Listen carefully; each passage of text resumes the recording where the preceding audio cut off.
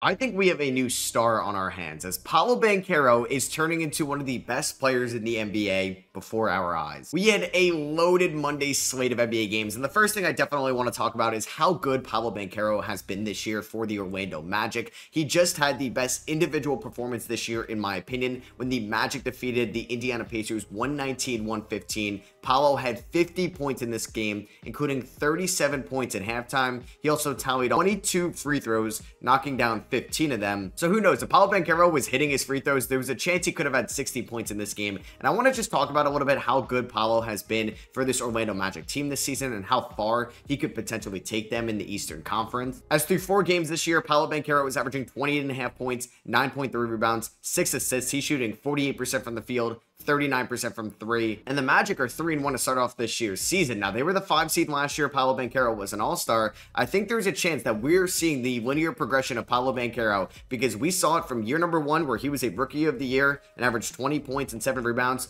to an all-star in year number 2. And this year, I think we could see a version of Paolo Banchero where he is a top 15 player in the NBA and is on an all-NBA team. And the sky could be the limit for the Orlando Magic if Paolo can do so because the complementary pieces around Paolo are great right now because you have a 3-and-D maestro in Jalen Suggs and KCP and a younger guy in Suggs, older veteran in KCP. Franz Wagner's shot looks like it's back, and that is going to be a huge X factor for Orlando down the stretch. Anthony Black is playing with improved confidence. Mo Wagner has been one of the best big men in all of basketball coming off the bench. And this version of Paolo Banchero we are getting where he is attacking defenders downhill. He's making the extra passes to teammates. The pull-up jumper has looked great so far inside the paint and on the perimeter with long twos. And that is a big thing with Paolo was his jump shot consistency. And I think it's off to a great start. He's got a good Euro step inside. He knows what moves to make. And I do think Paolo Banchero can be an All-NBA member this year. And if that's the case, the Magic could be a top 3 seed in the East. The Washington Wizards picked up their first win of the season, 121-119 against the Atlanta Hawks. This was a game that was a very entertaining fourth quarter where the Wizards outscored the Hawks 37-36. Kyle Kuzma had one of his best games of the season where he had 25 points, 11 rebounds, and 7 assists. Jordan Poole getting off to a nice start this year. 26 points for Jordan Poole in this one.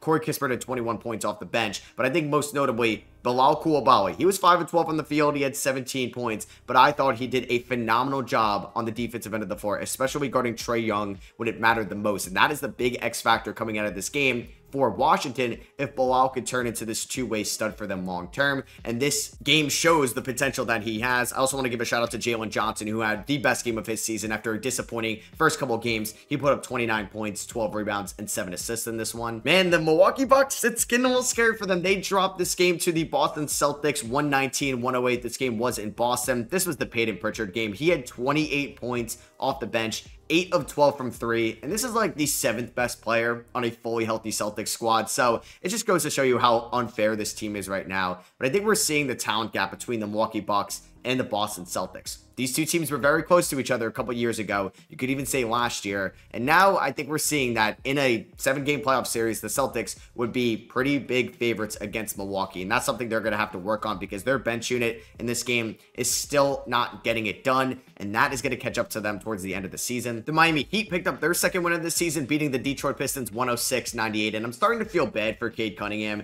He did have 24 points in this one, 8 rebounds, and 6 assists. And Cade has been so good this year. He's averaging 26.5 points, 6 rebounds, 7.5 assists, shooting 37% from 3, 80% from the line, 40% from the field. He's averaging 5.8 turnovers a night, though, but I just feel like the help is not there for Cade. These are too good of numbers for Cade to be 0-4 to start off the year. I know it's been a tough schedule for Detroit, but I think it's a little disappointing that he hasn't maybe taken a step in the fourth quarter and won them games individually, because if he does not ever do that, I think we're going to have to lower the ceiling on Cade Cunningham as a player, but I still believe that's going to come. I mentioned before that the Cleveland Cavaliers' undefeated start could be a little fraudulent just because they beat a lot of inferior teams like the Pistons, like the Raptors, and the Wizards, but they just had a statement win going on the road at Madison Square Garden, a team they've struggled with in the past, and they beat the Knicks 110-104. Darius Garland had his best game maybe in the last 2 years of his career, where he had 34 points, 12 of 19 from the field, 5 of 8 from 3, and carried this Cavs team in the fourth quarter and led them to victory. For the Knicks, Jalen Brunson got hurt in this game. He did come back, but he was playing on a bum ankle. Josh Hart got hurt in this game. He had a lead towards the end of it. And I'm just keeping an eye on Karl Anthony Towns. He's only taken 8 shots in this game, and he is not taking a lot of shots to start off the season.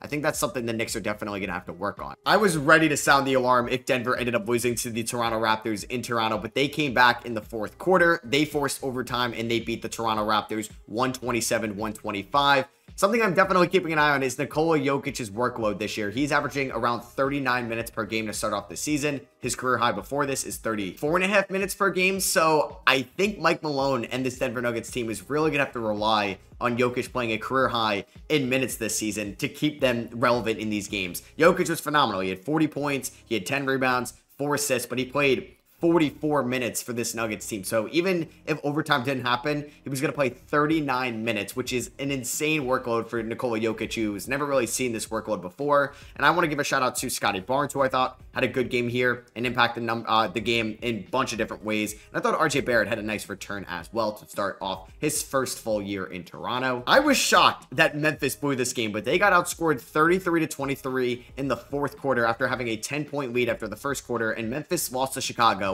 126-123. Zach LaVine, man, he is going to be a great Clipper, Warrior, or Laker after the trade deadline. He put up 30 points in this one, 12 of 22 from the field. And yeah, the Chicago Bulls are 2-2 to start off this season. They have multiple guys that can score. I think their bench unit is definitely one of the better bench units, I would say, in the Eastern Conference, because some teams like the Celtics, the Knicks, the Bucks, even the Sixers, they're very top heavy and they aren't deep right now roster wise. I would say for Memphis, this is a disappointing loss, even though Ja Morant didn't play, but they had this game in the bag. Desmond Bane was playing great. Marcus Smart, no, you know what? He was good defensively, I would say, in this game, but he was horrible offensively. 0 of 11 from the field, 0 of 8 from 3. He did have 7 assists in this game, 2 steals and 2 blocks, but man, that is a very disappointing performance from Marcus Smart, as we're trying to see this team fully healthy, but it just feels like we can never get that consistent health in Memphis. Hopefully when Gigi Jackson comes back and Vince Williams, we get that. But right now, I feel like it's going to be a lot of inconsistent play until this team is fully healthy. It was kind of shocking when the Rockets lost to the Spurs a couple games ago, but they end up bouncing back, beating San Antonio in San Antonio 106-101. Jalen Green had his best game of the season, and I think Jalen Green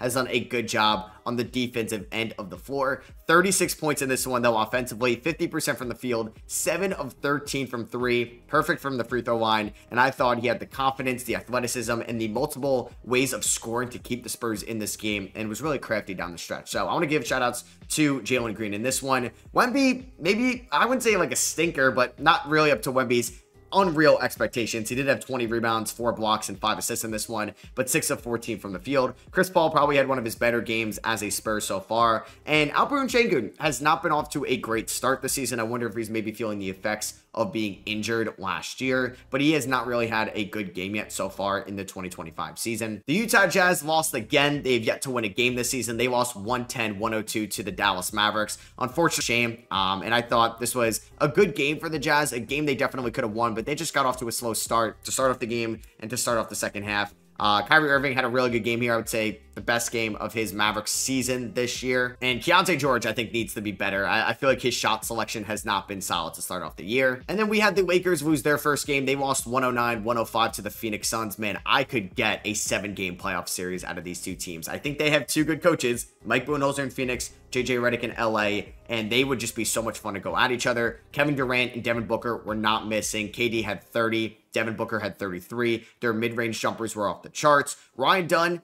also another impactful game for the rookie, showing that he is the best rookie defender in that class, and that's, I think, something we all knew, and it's been on full display. He had some really nice plays on LeBron James. But for the Lakers, honestly, this is a game they definitely could have won. They blew it away in the fourth quarter. They scored just 14 points in the second quarter. I think they're going to be fine going forward, and I would say this is a very encouraging start for the Lakers. If you would have said this to any Lakers fan before the season started, you're going to be 3-1, you're going to win your first 3 games, and you're going to blow game 4 and lose by 4 to Phoenix, you would definitely take that. And lastly, we had the Sacramento Kings beat the Portland Trailblazers 111-98. This was Sacramento's first win of the season. They won this one at home. DeMar DeRozan has been off to a great start in his Sacramento Kings career. 23 points in this game, plus 18. He had 3 steals, 3 assists, 4 rebounds, 9 of 10 from the free throw line. De'Aaron Fox had a solid game in this one. Domantas Sabonis was good as well, 16, 13, and 7. And this is the games you're going to get, like, at least when Keegan Murray did not shoot well in this game, Kevin Huerter stepped up and he had a good shooting performance in this one. As for Portland,